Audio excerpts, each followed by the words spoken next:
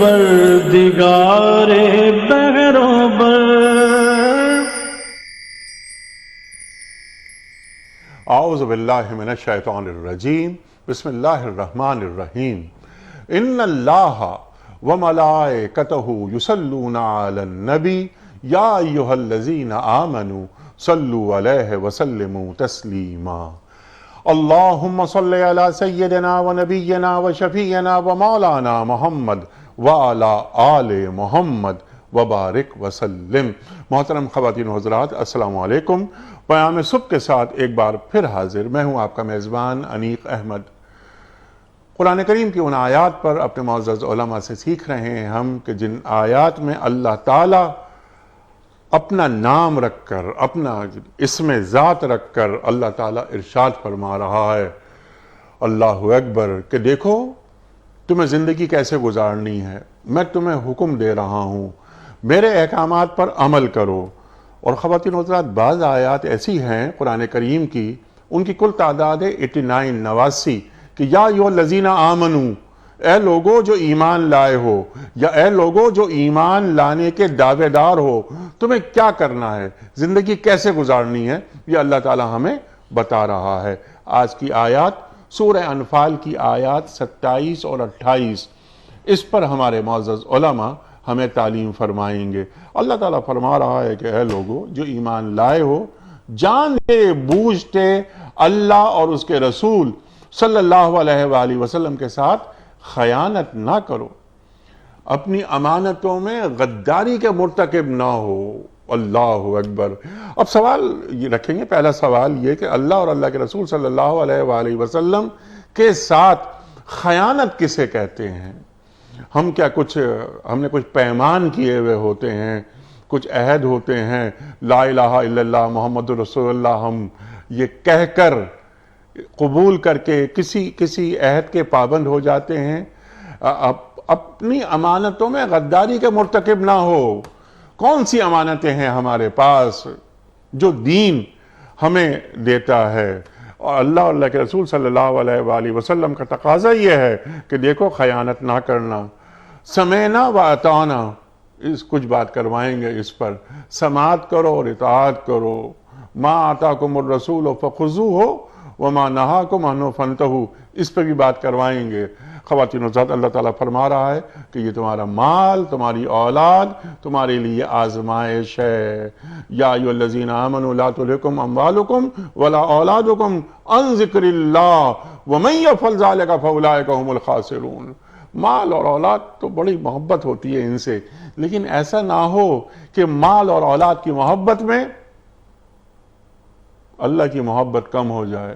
اللہ کی محبت کے درمیان یہ مال اور اولاد کی محبت نہیں آنی چاہیے۔ بہت ساری باتیں اس ذہن میں آئیں گی۔ ٹو ڈوز، کرنے کے کام، یہ آیات ہم سے کیا تقاضا کر رہی ہیں، یہ بتائیں گے ہمیں محترم مفتی منیب الرحمان صاحب۔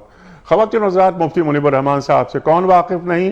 ہمارے ملک کا ممتاز نام، پیام صبح میں تشریف لاتے ہیں اور ہمیشہ ہم آپ سے سیکھتے ہیں۔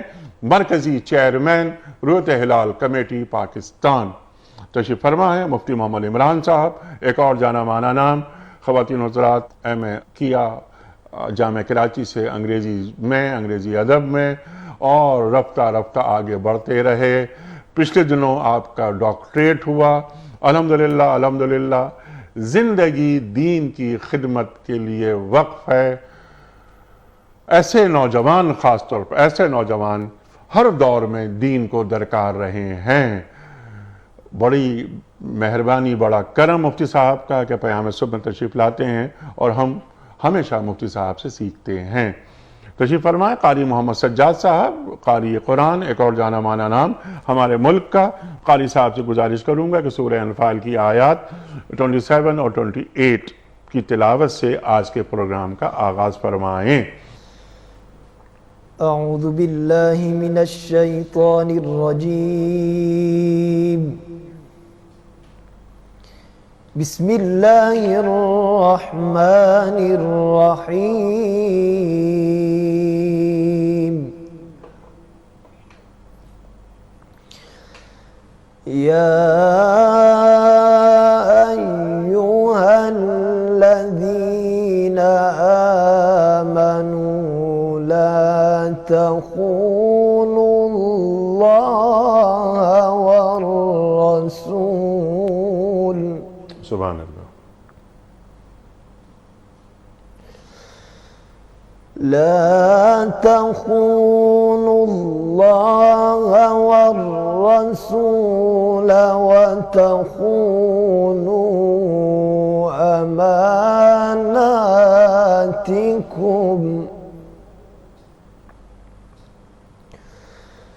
وتخونوا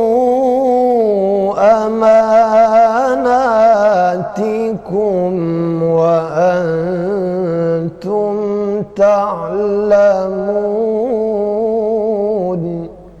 ما شاء الله. واعلموا أنما أموالكم وأولادكم فتنة اللہ.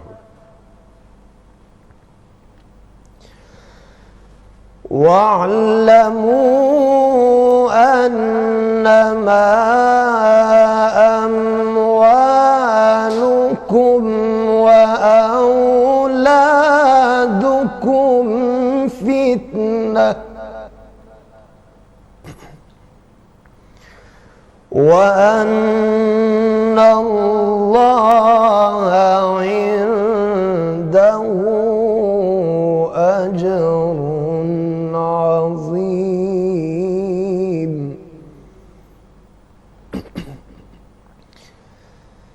وأن الله عنده أجر عظيم. صدق الله العظيم. جزاک اللہ قاری صاحب. سبحان اللہ سبحان اللہ. قاری محمد سجاد صاحب نے سورہ انفال کی آیات 27 اور 28 کی تلاوت کی سعادت حاصل کی. ترجمہ پیش کر رہا ہوں. اے لوگو جو ایمان لائے ہو، جانتے بوجھتے اللہ اور اللہ کے رسول صلی اللہ علیہ وآلہ وسلم کے ساتھ خیانت نہ کرو، اپنی امانتوں میں غداری کے مرتکب نہ بنو، اور جان رکھو کہ تمہارے مال اور تمہاری اولاد حقیقت میں سامان آزمائش ہیں، اور اللہ کے پاس اجر دینے کے لیے بہت کچھ ہے. صدق اللہ العظیم. خواتین حضرات، محترم مفتی منیب الرحمان صاحب کی خدمت میں اس سے پہلے کہ ہم آج کے پروگرام کے حوالے سے پہلا سوال رکھیں، کل کے پوچھے گئے سوال کا درست جواب اور آج کا سوال آپ کی خدمت میں. کل کا سوال یہ تھا کہ غزوہ احد میں کفار کے مقابلے میں مسلمان لشکر کی تعداد کتنی تھی؟ درست جواب 754. آج کا سوال نوٹ فرما لیجئے. خانہ کعبہ کو کس سنہ ہجری میں قبلہ قرار دیا گیا؟ خانہ کعبہ کو کس سنہ ہجری میں قبلہ قرار دیا گیا؟ 2 سنہ ہجری میں یا 4 سنہ ہجری میں یا 7 سنہ ہجری میں؟ جو درست جواب آپ سمجھتے ہوں روانہ فرمائیے. ہمارے فون نمبرز ہیں 0092214527009. ہمارا دوسرا فون نمبر ہے 009221343000980. ہمارا ای میل ایڈریس ps@duniatv.tv. ہمارا SMS کا نمبر 3031 اور ہمارا واٹس ایپ کا نمبر ہے 009232182500194. قبلہ مفتی منیب الرحمان صاحب، سر ارشاد فرمائیے، کیا اللہ تعالیٰ فرما رہا ہے اہل ایمان سے مخاطبت ہو رہی ہے اللہ اور اللہ کے رسول صلی اللہ علیہ وآلہ وسلم سے خیانت نہ کرو، امانتوں میں غداری کا مرتکب نہ بنو. ذرا کھولیے کس خیانت کی بات ہو رہی ہے؟ وہ کون سی امانتیں ہیں جو اہل ایمان کے پاس ہیں یا انہیں سونپی گئی ہیں؟ بسم اللہ الرحمن الرحیم. حامدا للہ عز وجل سبحانہ وتعالی ومصلیا ومسلما علی رسول اللہ وعلی آلہ الکرام وصحبہ العظام اجمعین. حنیق احمد صاحب، اس آیت میں خیانت سے منع کیا گیا ہے. اللہ سے اس کے رسول مکرم صلی اللہ علیہ وسلم صلی اللہ علیہ وآلہ وسلم سے اور خود اہل ایمان کے درمیان معاملات میں خیانت امانت کی ضد ہے۔ خیانت کے معنی ہے کہ کسی کو اس کا حق نہ دینا، اس کے حق کو ضبط کر لینا، تلف کر لینا، اس کو تسلیم کرنے سے انکار کر دینا، یہ خیانت ہے۔ مثلا سجدہ بندگی کا استحقاق صرف اللہ کی ذات کو حاصل ہے۔ کوئی غیر اللہ کے آگے سجدہ ریز ہوتا ہے تو اس کی الوہیت میں خیانت کرتا ہے، اس کی معبودیت میں خیانت کرتا ہے۔ مثلا ہمیں اللہ کے رسول کو صلی اللہ علیہ وسلم اور اللہ کی ذات کو کائنات کی تمام چیزوں سے محبوب ترین سمجھنا چاہیے، جو اس درجہ محبت میں جو اللہ کے لیے حاصل ہے ہونا چاہیے، جو اللہ کے رسول کے لیے ہونا چاہیے۔ اگر غیر اللہ کو شریک کرتا ہے، خواہ اس کی اپنی ذات ہو، ماں باپ ہوں، اولاد ہو، بہن بھائی ہوں، کنبہ اور قبیلہ ہو، اس کا کاروبار ہو، اس کے حسین و جمیل محلات و مکانات ہوں، یہ سب چیزیں مل کر بھی اگر اللہ اور اس کے رسول سے زیادہ محبوب ہو جائیں، اس کی راہ میں جہاد کرنے سے زیادہ محبوب ہو جائیں، تو پھر فرمایا کہ ایمان کا دعویٰ تو بہت دور کی بات ہے، فَتَرَبَّصُوا، تمہیں عذاب الہی کے آنے کا انتظار کرنا چاہیے، حَتَّى يَأْتِيَ اللَّهُ بِأَمْرِهِ۔ لہذا فرمایا کہ اللہ سے بھی خیانت نہ کرو، اللہ کے رسول سے بھی خیانت نہ کرو، اور آپس میں معاملات میں بھی خیانت نہ کرو۔ بلکہ مومن کی تعریف حدیث میں یہ بیان کی گئی کہ المؤمن من امنہ الناس علی دمائہم و اموالہم، مومن در حقیقت وہی ہے کہ جس سے لوگوں کی جان اور مال محفوظ ہوں، انہیں خطرہ لاحق نہ ہو۔ اس لیے فرمایا کہ امانتوں میں خیانت نہ کرو۔ قرآن مجید میں فرمایا ان اللہ یأمرکم ان تؤدوا الامانات الی اہلہا وَإِذَا حَكَمْتُمْ بَيْنَ النَّاسِ أَن تَحْكُمُوا بِالْعَدْلِ إِنَّ اللَّهَ نِعِمَّ مَا يَعِظُكُمْ بِهِ، کہ اللہ تمہیں حکم دیتا ہے کہ امانتیں ان کے حقداروں تک پہنچا دو، اور جب تم فیصلہ کرنے بیٹھو تو عدل کے ساتھ فیصلہ کرو۔ اس کا مطلب یہ ہے کہ اگر فیصلہ کرنے میں بھی تم اگر عدل کا دامن چھوڑ دو گے تو یہ بھی خیانت ہے، منصب قضاء کے ساتھ، منصب عدالت کے ساتھ۔ بے شک اللہ تمہیں کتنی عمدہ نصیحت فرماتا ہے۔ سبحان اللہ۔ فرمایا کہ والذین ہم لاماناتہم وعہدہم راعون، کہ مومنین کاملین وہ ہیں کہ جو اپنی امانتوں اور عہدوں کی پاسداری کرتے ہیں، جیسا کہ حدیث پاک میں فرمایا کہ آیت المنافق ثلاث، منافق کی نشانیاں 3 ہیں، اذا حدث کذب، بات کرے تو جھوٹ بولے، واذا اؤتمن خان، جب اس کو امین بنایا جائے، اس کے پاس کوئی امانت رکھے اس میں خیانت کرے، وَإِذَا وَعَدَ أَخْلَفَ، وعدہ کرے تو خلاف ورزی کرے، اور ایک اور حدیث میں چوتھی چیز وَإِذَا عَاهَدَ غَدَرَ، معاہدہ کرے تو دھوکہ دے۔ فرمایا قرآن کریم میں فَإِنْ أَمِنَ بَعْضُكُمْ بَعْضًا فَلْيُؤَدِّ الَّذِي اؤْتُمِنَ أَمَانَتَهُ وَلْيَتَّقِ اللَّهَ رَبَّهُ۔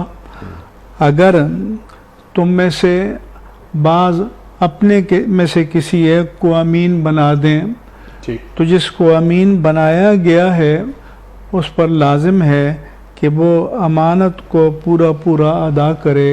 وَلْيَتَّقِ اللَّهَ رَبَّهُ، اور اس معاملے میں اپنے پروردگار سے ڈرتا رہے۔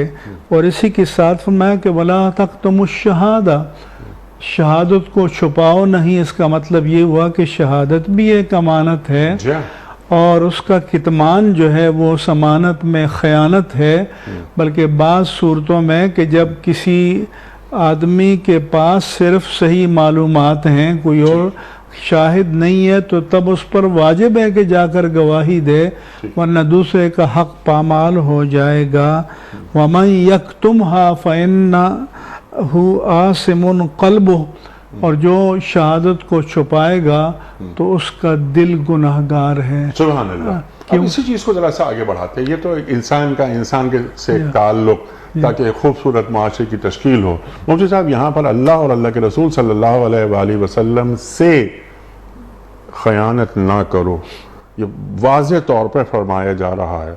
سمپل بات ذرا سے اس کو کھولیے کہ اللہ اور اللہ کے رسول صلی اللہ علیہ وآلہ وسلم کے ساتھ خیانت کیا ہوتی ہے، کون سے عہد ہوتے ہیں؟ بلکہ عہد سے بہتر لفظ یہاں پر امانت ہوگا، امانت خیانت۔ کون سی امانتیں اہل ایمان کے پاس ہوتی ہیں؟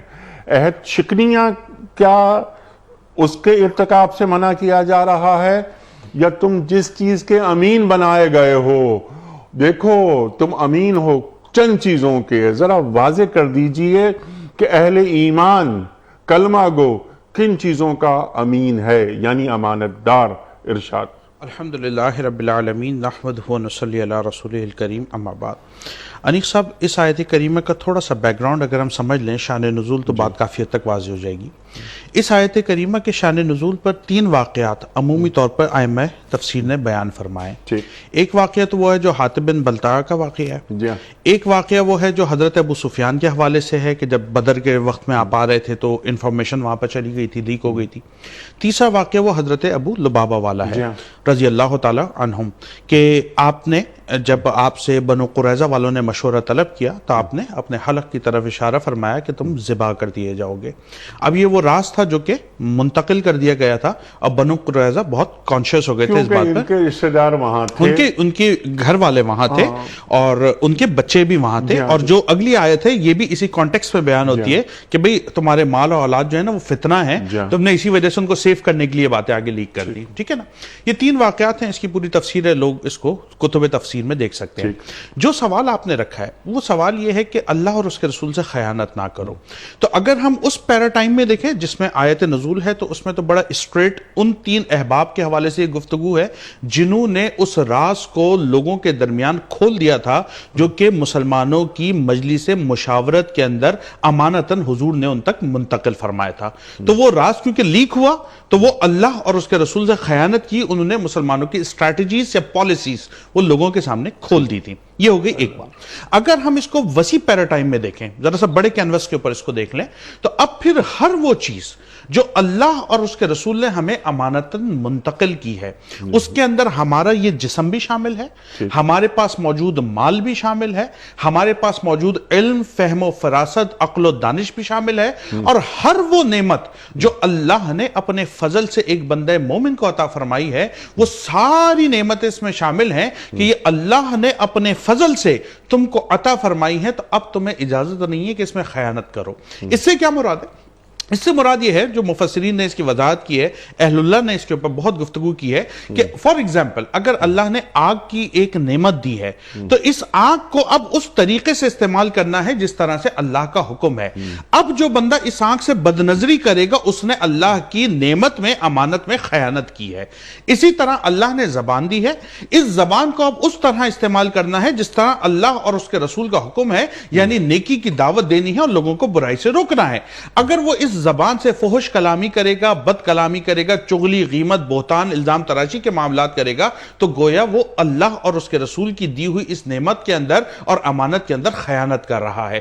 اسی طرح سے وہ مال جو اللہ نے اپنے فضل سے ایک بندے مومن کو دیا ہے، جس میں اس کے اہل خانہ کے ساتھ ساتھ معاشرے میں بسنے والے دیگر غربا اور مساکین کا حق رکھا ہے، اگر وہ اس مال کو دبا کر بیٹھ جائے گا اور فقط اپنے اور اپنے گھر والوں کے اوپر اس کو استعمال کرتا رہے گا اور معاشرے میں بسنے والے غربا اور مساکین کا خیال نہیں کرے گا، تو گویا اس مال میں اس نے خیانت کی ہے، کیونکہ وہ امانت تھی جو اللہ نے اس کو دی تھی ان مساکین کے حوالے سے جو معاشرے میں بستے ہیں۔ تو ایک ایک چیز جو آپ اس طرح سے اٹھاتے چلے جائیں، ہر وہ نعمت جو اللہ نے اپنے فضل سے بندہ مومن کو عطا فرمائی ہے، اگر وہ بندہ اس کو اللہ اور اس کے رسول کی تعلیمات کے خلاف استعمال کرے گا تو گویا وہ بندہ خائن ہے، اور جو خائن ہے، حدیث شریف کے اندر آتا ہے، نبی علیہ الصلوۃ والسلام نے فرمایا خائن جنت میں داخل نہ ہوگا۔ بلکہ ایک روایت میں تو اتنی سخت بات حضور علیہ الصلوۃ والسلام آپ نے ارشاد فرمائی، آپ نے فرمایا تم لوگوں کی نمازوں اور روزوں سے متاثر نہ ہو، جس کے اندر امانت نہیں ہے اس کے اندر دینداری نہیں ہے۔ اللہ کے رسول فرما رہے ہیں صلی اللہ علیہ وآلہ وسلم کہ تم میں سے کوئی عہدہ طلب کرے تو وہ خائن ہے۔ اللہ اکبر۔ آپ نے بات فرمائی، سبحان اللہ سبحان اللہ۔ آنکھ اللہ تعالیٰ نے ایک نعمت ہمیں دی، اگر اس آنکھ کو اللہ تعالیٰ کی نافرمانی میں استعمال کی جائے، اس نظر کو، تو یہ خیانت ہوگی۔ حضرت شعیب علیہ السلام کی بیٹیاں ہیں، موسیٰ علیہ السلام، وہ اس کنویں کا واقعہ جا رہے ہیں، ہمارے والد نے بلایا ہے، تو وہاں جب مشورہ ہو رہا ہے تو بیٹی یہ کہتی ہے کہ ان میں دو خوبیاں ہیں، ان کو رکھ لیجئے، یہ قوی ہیں اور امین ہیں۔ خیر من استاجرت القوی الامین، جی، یا بتستاجر ہو، ان کو کام پر رکھ لیجیے۔ جی، اچھا، قوی نظر آتا ہے کہ ایک آدمی قوی الجثہ ہے، امین، اس آدمی کی جو آنکھ ہے وہ امانت دار ہے۔ اللہ اکبر۔ مال کی آپ نے بات فرمائی کہ ہم اس مال کے، جو مال ہمارے پاس آتا ہے، ہم اس کے امین ہیں، خیانت نہیں کرنی، ایمان فروشی نہیں کرنی، دین فروشی نہیں کرنی، قوم فروشی نہیں کرنی، وغیرہ وغیرہ۔ اب یہ ایک مملکت دی گئی ہے کسی کو، اس مملکت کا اگر میں سربراہ ہوں، یہ مسلمان ریاست ہے، تو مجھے وہ قوم فروختن وچے ارضا فروختن، تو مجھے یہ ایک اللہ تعالیٰ نے ایک مقام پہ بٹھایا ہے، تو یہ اس میں خیانت مجھے نہیں کرنی۔ مفتی صاحب ذرا تعلیم کیجئے ہمیں۔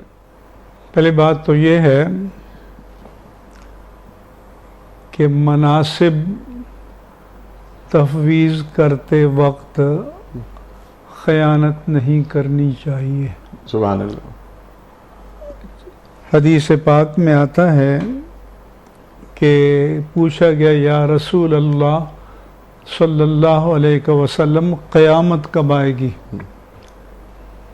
تو اللہ کے رسول نے ماہ سال نہیں بتائے، فرمایا اللہ کہ اذا زویت الامانۃ فانتظر الساعہ، جب امانتیں ضائع کی جانے لگیں تو پھر تم قیامت کا انتظار کرو، بہت دور نہیں ہے۔ اللہ۔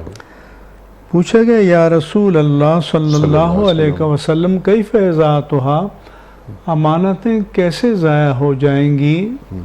تو اللہ کے رسول نے فرمایا کہ اذا وصل الامر الى غیر اہلہ فانتظر الساعہ، کہ جب قوم کی زمام اقتدار و اختیار نااہلوں کے سپرد کر دیا جائے تو پھر قیامت کا انتظار کرو۔ اللہ اکبر، اللہ پھر اکبر۔ قیامت کبریٰ تو جب آئے گی سو آئے گی، یہی تم قیامت کے مناظر دیکھو گے۔ تو اس سے یہ معلوم ہوا کہ ایک بڑی سے بڑی، سب سے بڑی امانت ہے وہ تو قوم کی زمام اقتدار ہے، قوم کی زمام اختیار ہے، کہ جس کے پاس پورے قوم کے حقوق ہیں، اگر بھی خائن ہو جائے تو پھر نظام کی بربادی ہے۔ اسی طرح سے پورے دین کو قرآن نے امانت سے تعبیر کیا۔ اللہ اکبر۔ اِنَّا عَرَضْنَا الْأَمَانَةَ علی السماوات والارض والجبال فابین ان یحملنها واشفقن منها وحملها الانسان انہ کان ظلوما جہولا، کہ اللہ فرماتا ہے کہ جب ہم نے اپنی امانت پیش کی آسمانوں پر، زمین پر، پہاڑوں پر، تو ان سب نے اس امانت کو اٹھانے سے، قبول کرنے سے انکار کر دیا۔ یہ انکار جو ہے سرکشی کا نہیں تھا، یہ انکار اپنے عجز کا اعتراف تھا کہ یہ بوجھ ہم نہیں اٹھا سکتے، ہمیں سکت نہیں۔ فحملها الانسان، تو انسان نے یہ ذمہ داری قبول کی، بے شک وہ ظلوم ہے اور جہول ہے۔ حمل کے معنی عام طور پر لوگ لیتے ہیں کہ بوجھ اٹھایا، نہیں، حمل کے اصل معنی ہے کہ ذمہ داری قبول کرنا اور پھر اس کو نبھانا، نہیں خیانت کرنا۔ ان الذین حملوا التوراۃ ثم لم يحملوها کمثل الحمار يحمل اسفارا، کہ جن کو تورات کا مکلف بنایا گیا پھر انہوں نے اس کو نہ اٹھایا، نہیں کہ تورات کو اٹھا کے سر پہ نہیں رکھا، نہیں، پھر اس کے احکام کی پاسداری نہیں کی، تو کمثل الحمار یحمل اسفارا، تو پھر ان کی مثال گدھے کی طرح ہے جو بوجھ لادے پھرتا ہے، اسے اس سے کیا غرض کہ کوئی کتاب رکھی ہے یا پتھر رکھا ہے یا روڑے رکھے ہیں یا لوہا رکھا ہے، اس نے تو بوجھ اٹھانا ہے۔ تو اس میں اللہ تعالیٰ نے پورے دین کو امانت سے تعبیر کیا کہ یہ پورا دین بحیثیت مجموعی انسان کو امانت کے طور پر تفویض ہوا ہے، اور پوری انسانی، اور ظاہر ہے کہ جو کفر کی طرف چلے گئے تو انہوں نے تو اب دعویٰ نہیں کیا کہ ہم امانت کو اٹھائیں گے، تو جو ایمان کا دعویٰ کرتے ہیں اب ان پر یہ بار امانت ہے کہ وہ اس کا حق ادا کر رہے ہیں یا نہیں کر رہے، نہیں کر رہے ہیں تو اللہ سے خیانت کر رہے ہیں، نہیں کر رہے تو اللہ کے رسول سے خیانت کر رہے ہیں۔ اللہ اکبر، صلی اللہ علیہ وسلم۔ اور پھر فرمایا کہ وَتَخُونُوا أَمَانَاتِكُمْ، یہاں بھی پیچھے جو لا ہے اسی کے تحت داخل ہے کہ اپنی امانتوں میں بھی خیانت نہ کرو۔ اس سے معلوم ہوا کہ بڑی خیانت تو اللہ سے خیانت ہے، بڑی خیانت تو رسول اللہ سے خیانت صلی ہے۔ اللہ علیہ وسلم۔ اس کے بعد پھر انسانوں کے مابین معاملات ہیں تو ان میں خیانت ہے، ایک دوسرے کے حقوق ہوتے ہیں، ایک دوسرے کے اموال ہوتے ہیں، ایک دوسرے کی راز ہوتے ہیں، عزت و آبرو کے مسائل ہوتے ہیں، پھر ان کا دائرہ پوری انسانی زندگی میں بہت وسیع ہے اور بہت مفتی صاحب، جو اللہ کا وفادار نہیں وہ بندوں کا وفادار کیسے ہو سکتا ہے؟ ہاں، جو اللہ کا وفادار نہیں، اپنے خالق کا وفادار نہیں، تو وہ بندہ غرض تو ہو سکتا ہے لیکن مخلوق کا وفادار نہیں ہو سکتا۔ تو یہ بات تو سب کو پیش نظر رکھنی چاہیے۔ پھر وہ اپنی اغراض کا بندہ ہے، اپنے مفادات کا بندہ ہے، اور اسی پیمانے پر آپ سے تعلق رکھے گا، اسی پیمانے پر آپ کو ٹھکرا دے گا۔ تو اس کو تلاش کرنا چاہیے جو اللہ سے وفا کا رشتہ اور اللہ کے رسول سے وفا کا رشتہ قائم کریں۔ اگر قائم کریں گے تو پھر انسانوں کے درمیان معاملات میں بھی انہیں اللہ کا خوف لاحق رہے گا، قدم قدم پر اللہ اور اس کے رسول کا خوف لاحق رہے گا۔ سبحان اللہ، جی ہاں، سبحان اللہ، سبحان اللہ۔ اب اس میں کیونکہ بہت ساری باتیں نکلتی ہیں، آپ کچھ فرمانا چاہتے ہیں؟ دو تین باتیں مفتی صاحب کی موجودگی کا فائدہ اٹھاتے ہوئے ان کی اجازت سے صرف عرض کرنا چاہتا ہوں، مفتی صاحب اس پہ تصدیق ٹھیک ہے، کریں۔ پھر اگلا حصہ۔ جی دیکھیں، ایک تو ہے امامت الکبریٰ کی بات، ٹھیک ہے نا، جس طرح سے حکومتی مناصب ہیں کہ نااہل لوگوں کو نہیں دیے جائیں، اسی طرح کچھ مناصب اور بھی ہیں جو ہم اپنے معاشرے میں دیکھتے ہیں ذرا سا چھوٹے کینوس پر۔ ہم آج کل خانقاہی نظام دیکھ رہے ہیں تو وہاں نااہل صاحبزادگان کو منصب خلافت و منصب ارشاد منتقل کیا جا رہا ہے۔ ہم اگر مدارس کے نظام کو دیکھ رہے ہیں تو ہمیں وہاں بھی یہ نظر آ رہا ہے کہ کچھ نااہل ایسے اشخاص جو کہ صرف سسٹم کو چلا سکتے ہیں، کچھ پیسہ فنڈ لے کر آ سکتے ہیں، ان کو محتمم بنا دیا جاتا ہے۔ اسی طریقے سے ہم اپنے معاشرے کے دیگر معاملات کے اندر دیکھ رہے ہیں کہ کچھ نااہل لوگوں کو عہدے صرف اس لیے دیے جاتے ہیں کہ وہ عہدے دینے والے کے محبوب نظر اور منظور نظر ہوتے ہیں۔ تو جو بات آپ دونوں حضرات بار بار فرما رہے ہیں کہ جو اللہ اور اس کے رسول کا خائن ہے وہ امت کی امامت کا حق کیسے رکھ سکتا ہے؟ یہ وہ لوگ ہیں کہ جنہوں نے دین کی کمر اور پشت کے اندر چھرے گھوپے ہوئے ہیں، جس کے نتیجے میں ہمارا روحانی نظام بھی ڈسٹرب ہو گیا، ہمارا تصوف کا دفتر بھی مشکوک ہو گیا، اور ہمارے دینی ادارے جو ہیں ان کے نظام کے اندر بھی خلل پیدا ہو رہا ہے۔ تو ہمیں اس طرف بھی توجہ کرنا چاہیے، یعنی جو امامت کبریٰ کا منصب ہے یقیناً اس کے اندر اصلاح ہونی چاہیے، لیکن جو امامت صغریٰ اور دیگر مقامات ہیں اس میں بھی غور طلب یہ پہلو ہے کہ اذا وسد الامر الى غیر اہلہ، جو حضور نے فرمایا نااہل لوگوں کو عہدے نہ دیے جائیں، ورنہ کیا ہوگا؟ پھر قیامت کا انتظار کرو، فانتظر سا، پھر وہ آ کے رہے گی۔ اگر بڑی قیامت نہیں آئی تو کم از کم تمہارے نظاموں کے اندر قیامت برپا ہو جائے گی اور پورا نظام وہ تہس نہس ہو کر رہ جائے گا۔ تو ہمیں اس طرف بھی تھوڑی سی اپنی توجہ رکھنی چاہیے۔ سبحان اللہ، سبحان، تھوڑی سی نہیں، بہت زیادہ توجہ رکھنی چاہیے۔ آپ نے تو بڑی بات کی، خانقاہ نظام اور وغیرہ وغیرہ۔ اگر ایک چپڑاسی یا ایک یہ چوکیدار بھی مجھے رکھنا ہے تو میں دیکھوں گا کہ یہ اس کو رکھوں گا کی جاتی ہے جی کہ جو اس کا اہل ہے۔ تو پھر اگر بڑے عہدے ہیں، بڑے مناصب ہیں، اگر میں من پسند افراد کو میں رکھ رہا ہوں تو یہ بھی اللہ اور اللہ کے رسول صلی اللہ علیہ وآلہ وسلم سے خیانت ہے۔ یوسف علیہ السلام اقتدار مانگ رہے ہیں لیکن کیا فرما رہے ہیں؟ انی حفیظ علیم، میں حفیظ بھی ہوں اور علیم بھی، میں خزانے کی حفاظت بھی کرنا جانتا ہوں، اور کس طرح میں علیم بھی ہوں، مجھے علم بھی ہے ان تمام چیزوں کا، میں محافظت بھی کر سکتا ہوں۔ اللہ اکبر۔ اور کیا ہو رہا ہے نہ صرف ہماری ریاست میں بلکہ پوری مسلم امہ میں کیا ہو رہا ہے؟ اللہ اکبر، اللہ اکبر۔ اب دوسرا حصہ کیونکہ بہت اہم ہے، میں چاہ رہا ہوں آغاز کریں آپ۔ یہ جو مال ہے، جو اولاد ہے، یہ فتنہ ہے، یہ آزمائش ہے۔ اللہ اکبر، اللہ اکبر۔ اللہ تعالیٰ کیا پھر اللہ تعالیٰ ایک دم فرما رہا ہے کہ دیکھو اجر عظیم ہے، یہاں پر عظیم کا لفظ آیا ہے کہ تم اگر اللہ کی محبت کے درمیان میں مال اور اولاد کی محبت کو نہیں رکھو گے تو تمہارے لیے اجر عظیم ہے جس کا وعدہ ہے۔ اور اللہ تعالیٰ سے کہ وعدے سے زیادہ سچا وعدہ کس کا ہو سکتا ہے؟ من اصدق من اللہ قیلا۔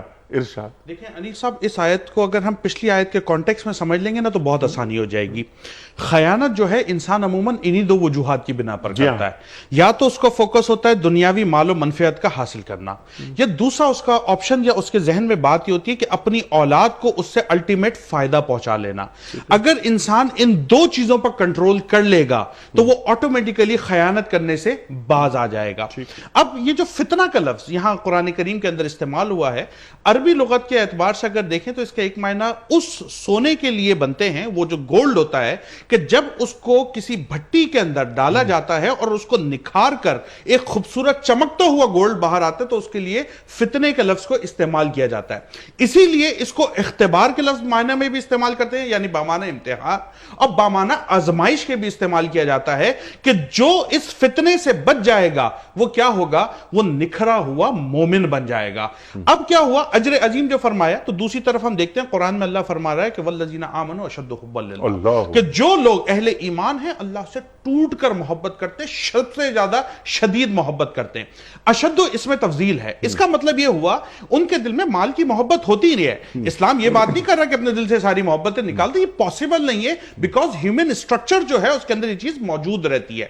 اسی طرح جو اولاد کی محبت ہے، اسلام اس کی مخالفت بھی نہیں کر رہا، لیکن مومن کی صفت یہ بتا رہا ہے والذین آمنوا اشد حبا للہ، اللہ کی محبت ہر امر میں اس کے اوپر غالب رہتی ہے۔ یعنی جب مال کی بات آئے گی، جب اولاد کی بات آئے گی، زندگی کی بات آئے گی، نظام کی بات آئے گی، وہ اپنی ذات کی نفی کرتے ہوئے پیچھے ڈال لے گا اور اللہ اور اس کے رسول کی محبت کو غالب لے آئے گا۔ تو اسی کے لیے ہے کہ تمہارا مال اور اولاد یہ آزمائش ہے، جس نے اللہ اور اس کے رسول کے دین کے خاطر ان دونوں خواہشات کو پیچھے کر دیا اور اللہ اور اس کے رسول کی احکامات کو آگے لے آیا تو اس کے لیے اجر عظیم ہے، وہ دنیا میں بھی کامیاب ہو جائے گا، وہ آخرت میں بھی کامیاب ہو جائے گا۔ سبحان اللہ، سبحان اللہ، سبحان اللہ، سبحان اللہ۔ اب فتنہ، اچھا آپ نے بات فرمائی آزمائش اللہ تعالیٰ کی جانب سے ہے، یہ مال اور اولاد دونوں بالکل واضح کر دی آپ نے بات کی ہے۔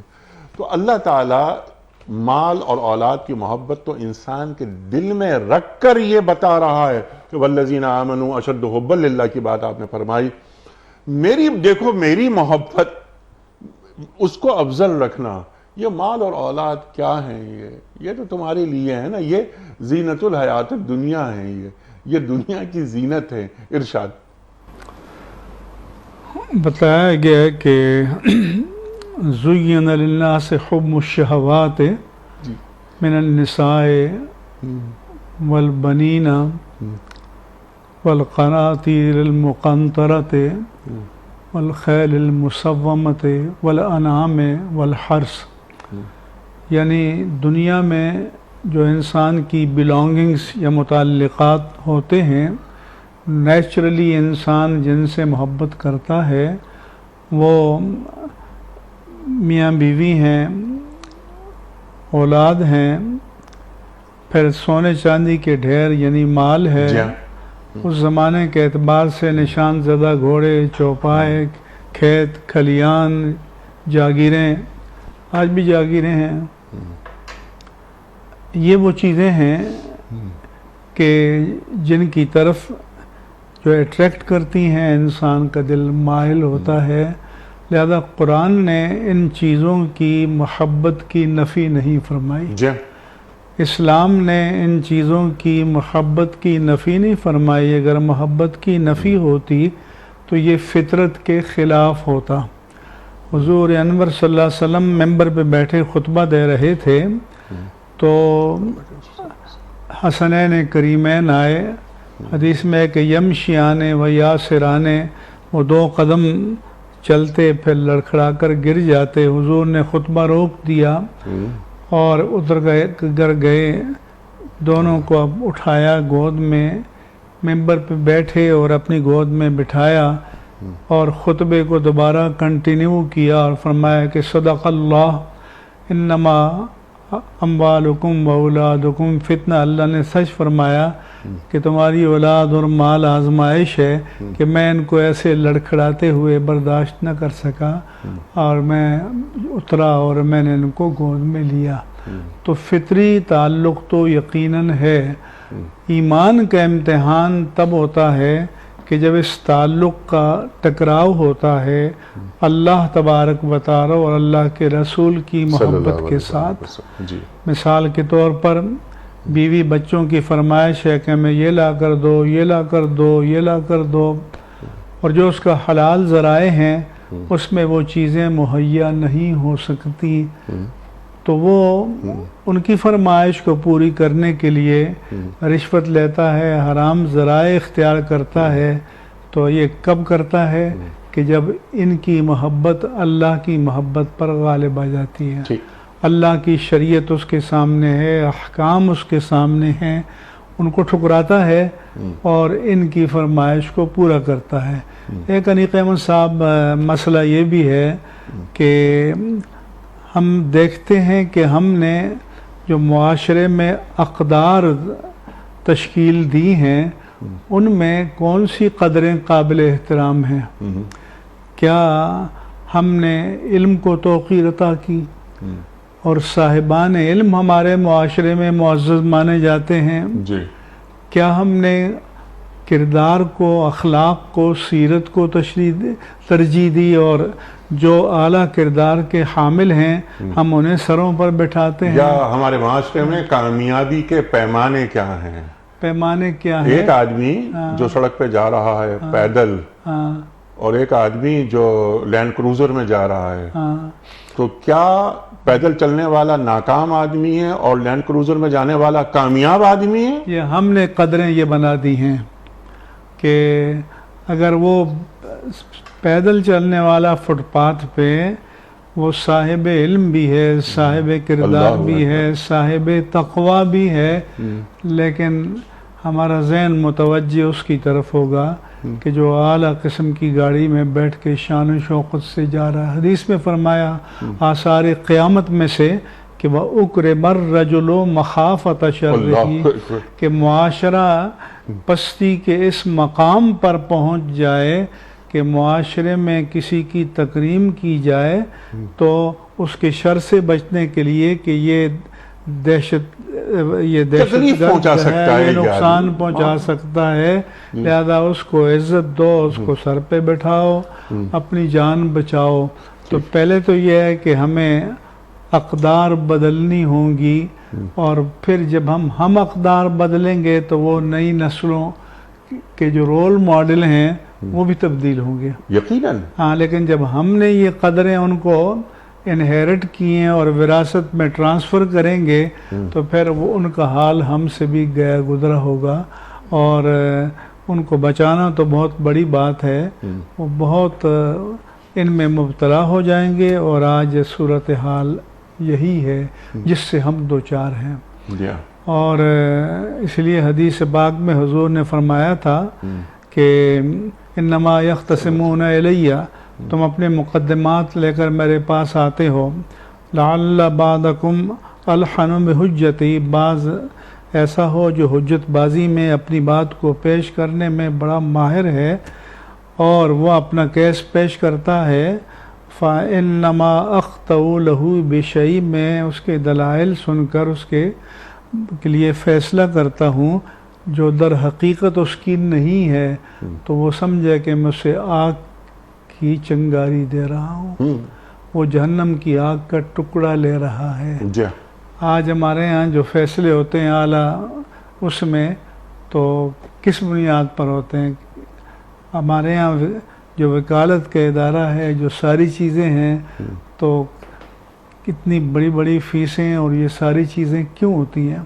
تو تب تک ہم ایک اسلامی فلاحی باوقار با کردار معاشرہ تشکیل نہیں دے سکتے تا وقت کہ ہم معاشرے میں قدریں نہ بدل دیں، معاشرے کی اقدار.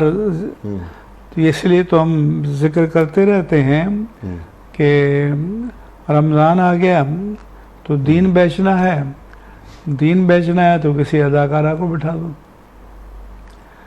جس کی دین سے کوئی نسبت نہیں ہے، جس کی ساری زندگی لوگوں کے سامنے ہے، لیکن ان کا خیال یہ ہے کہ یہ اچھی طرح بیچے گی، اشتہار بازی زیادہ ہوگی، رونقیں زیادہ لگیں گی اور ریٹنگ اچھی آئے گی. ہاں، تو جب یہ حال ہو جائے، اچھا یہ جو کام کرنے والے وہ یہ نہیں کہ افلاس کے مارے ہوئے ہیں، ان کے بعد دولت کے انبار ہیں، لیکن ہوس جو ہے وہ اس کی کوئی حد نہیں ہے.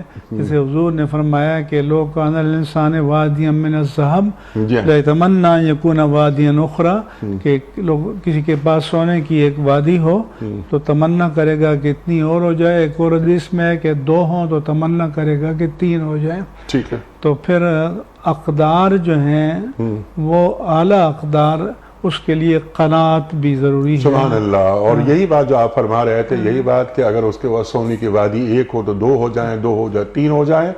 اللہ کے رسول فرما رہے ہیں صلی اللہ علیہ وآلہ وسلم کہ اس کا پیٹ صرف قبر کی مٹی بھر سکتی ہے. لن یملا فاہ الا التراب، اللہ، اس کے منہ کو، اس کی حوث کو قبر کی مٹی کے سوا کو. اللہ اکبر. اور اللہ کے رسول صلی اللہ علیہ وآلہ وسلم کا ایک اور فرمان مجھے یاد آ رہا ہے کہ ہر امت کا ایک فتنہ ہوتا ہے، میری امت کا فتنہ مال ہے. اللہ اکبر. اب یہ جو آیات کنکلوڈ فرما لیجئے مفتی صاحب، آج ہم نے کیا سیکھا؟ اور یہ جو بات ہے کہ فتنہ مال اور اولاد، آپ نے بات فرمائی تھی بہت اچھی بات کہ یہ تو نیچرل ہے، فطری محبت ہوتی ہے مال سے بھی اولاد سے بھی، لیکن اللہ اور اللہ کی خوشنودی ایک جانب، مال اور اولاد سے محبت دوسری جانب. تو مجھے اللہ کی خوشنودی کی طرف سے میرا رخ نہ پھرے اور میرا جھکاؤ اللہ اور اللہ کے رسول صلی اللہ علیہ وآلہ وسلم کی خوشنودی کی جانب ہی ہو. پھر اللہ تعالیٰ اجر عظیم کا وعدہ کر رہا ہے، بلکہ اپنی اولاد اور اپنے بیوی بچوں کو بھی اللہ کی جانب ہی موڑ دینا ہے اور ان کا رخ بھی اللہ ہی کی طرف کر دینا ہے. سبحان اللہ. سبحان تو اللہ. اب 3 باتیں ہیں جو ہمارے سامنے واضح ہو جاتی ہیں، آج کی گفتگو سے کنکلوڈ کر لیتے ہیں. پہلی بات یہ سمجھ رہی، اللہ اور اس کے رسول سے خیانت نہیں کرنی. اس کا مطلب یہ ہے اللہ نے جو قرآن کی صورت میں مکمل دین دیا ہے اس سے انحراف نہیں کرنا. سبحان اللہ. دوسری بات رسول سے نہیں کرنی، اس کا مطلب ہے جو سنت حضور نے ہم کو عطا فرما دی، ما آتاکم الرسول فخذوہ، وہ سارا کا سارا کچھ قبول کر لینا ہے. وما نہاکم عنہ فانتہوا، جس سے روک دے جائے وہ ساری چیزیں ہمیں چھوڑ دینی. یہ پہلی بات ہمیں سمجھ آ گئی. دوسری بات، آپس کے معاملات کے اندر لین دین اور ہر قسم کے معاملات میں ہمیں امانت داری کا ثبوت دینا ہے، چاہے وہ اچھا مشورہ کیوں نہ ہو، چاہے کسی کے گھر کی ذاتی بات کیوں نہ ہو، یہ ہر چیز ہمارے پاس امانت ہوتی ہے جو دوسرا ہم پر اعتماد کر کے ہمیں دیتا ہے، اس کی تشہیر کر کے ہمیں خیانت نہیں کرنی ہے۔ اللہ کے رسول کیا فرما رہے ہیں کہ المجلس الامانہ، اللہ المجالس بالامانہ، اللہ اکبر۔ ہم المستشار و مؤتمن، جس سے مشورہ مانگا جائے وہ بھی امین ہے۔ اللہ اکبر۔ تو مجالس میں کی جانے والی باتیں، یعنی کوئی اگر آپ کو گھر کی بات بتا رہا ہے، ذاتی بات بتا رہا ہے، کوئی مشورہ چاہ رہا ہے، ان تمام چیزوں میں بھی ہمیں امین بننا ہے۔ چاہے جائے گی کہ کوئی ہمارے پاس کوئی مال وغیرہ رکھوائے اور ہم اس کے اندر خیانت کریں، تو بہت بڑی بات ہو جائے گی، ہمیں چھوٹی باتوں پر بھی توجہ دینی ہے۔ دو باتیں ہو گئی۔ اس کو پھر ریپیٹ کیجئے آپ، یہ بات کتنی اہم بات آپ نے فرمائی۔ ہمارے معاشرے میں کیا ہوتا ہے، ہم تو دوسرے کا عیب اگر پتہ لگ جائے تو فخریہ لوگوں میں بتاتے ہیں تاکہ اس کا گھٹیا پن ثابت ہو جائے۔ ایک بات یہ، دوسری بات یہ کہ آپ نے مشاورت مجھ سے کی، کوئی بات مجھ پہ ٹرسٹ کیا، اعتماد کر کے بات ہو رہی ہے، لیکن میں نے باہر جا کر یہ بات کہہ دی، یہ جو گفتگو ہے یہ امانت ہے، اور آپ اعتماد کر کے مجھے بتا رہے ہیں۔ میں صرف میں یہ ثابت کرنا چاہ رہا ہوں کہ میری مفتی منیب الرحمان صاحب سے اتنا تعلق ہے کہ وہ دیکھیے ان کی بات، وہ ایک امانت مجھے مل رہی ہے، مفتی عمران صاحب کی ایک امانت مجھے مل رہی ہے۔ میں جا کے باہر کہہ دوں آج ہمارے معاشرے میں کیا ہو رہا ہے، صرف یہ بتانے کے لیے کہ دیکھیے میری اپروچ کہاں تک ہے، انہوں نے مجھ سے یہ بات کہی، کتنا بڑا گناہ ہے یہ۔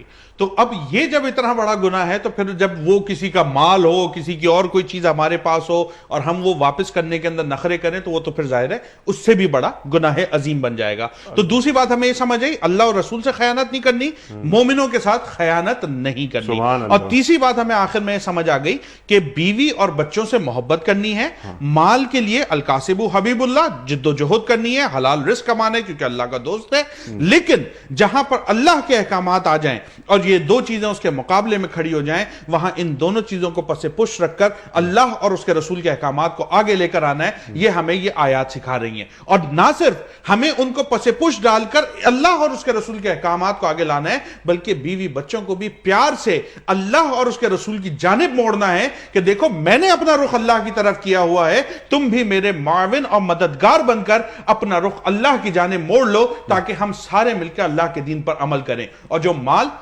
اللہ نے اپنے فضل سے ہمیں عطا فرمایا ہے اس کو صرف اپنی ذات پر اور اپنے بیوی بچوں پر خرچ نہیں کرنا ہے، یتیم، مسکین، غرباء، مساکین جو گرد و نواح میں موجود ہیں اس مال کو ان کے اندر تقسیم بھی کرنا ہے، کیونکہ یہ اللہ کی امانت ہے، جو ان کی امانت اللہ نے ہمارے مالوں میں رکھی ہوئی ہے وہ ہمیں بانٹنی ہے، ورنہ ہم خائن ہوں گے اور عند اللہ ہماری پکڑ ہوگی اور ہم مسئول بن جائیں گے۔ تو ان باتوں کو انشاءاللہ فالو کریں گے۔ تو یہ تین باتیں ہیں جو آج کے اس پورے پروگرام سے ہم نے سیکھی ہیں۔ اللہ عمل کی توفیق عطا فرمائے۔ سبحان اللہ، مال تقسیم کرنے سے اور بڑھتا ہے، اور ہم اس مال کے مالک نہیں ہیں، امین ہیں، جیسا کہ آپ نے بات فرمائی۔ اور یہ اولاد تو محض اولاد ہی نہیں، یہ اللہ کے رسول صلی اللہ علیہ وآلہ وسلم کے امتی بھی ہیں۔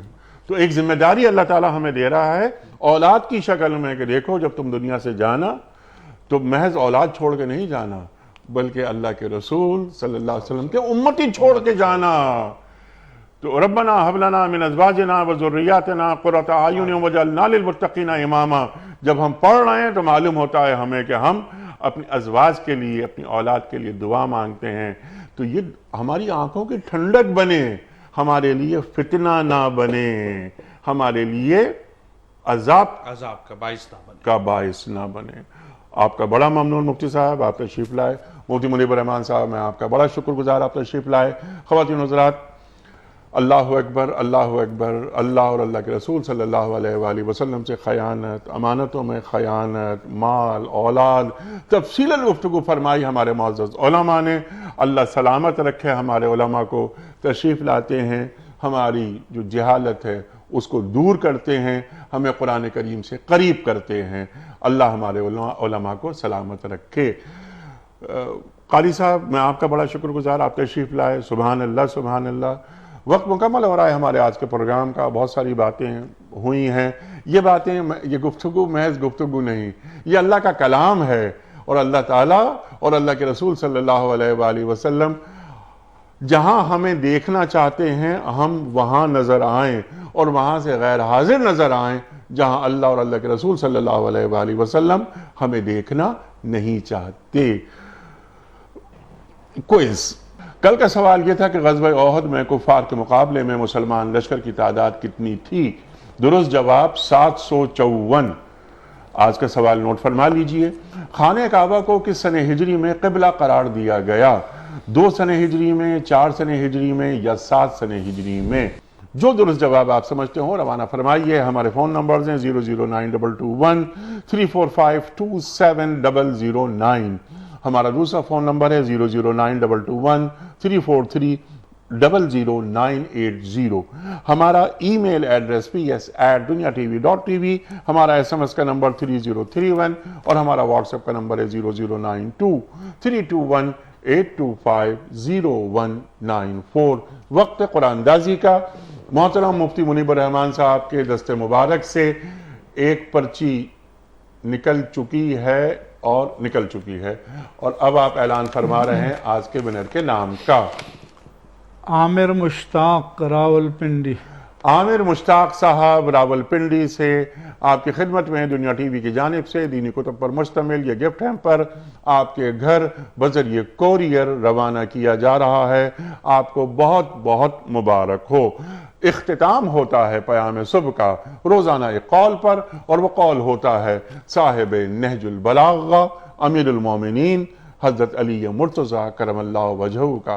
آپ فرماتے ہیں کہ جس شخص میں حیا نہیں ہوتی اس میں خیر اور خوبی نہیں ہوتی، جس شخص میں حیا نہیں ہوتی اس میں خیر اور خوبی نہیں ہوتی۔ سبحان اللہ سبحان اللہ۔ اپنے میزبان انیق احمد کو کل تک کے لیے اجازت دیجیے۔ خدا حافظ۔ پروردگار بہروں بر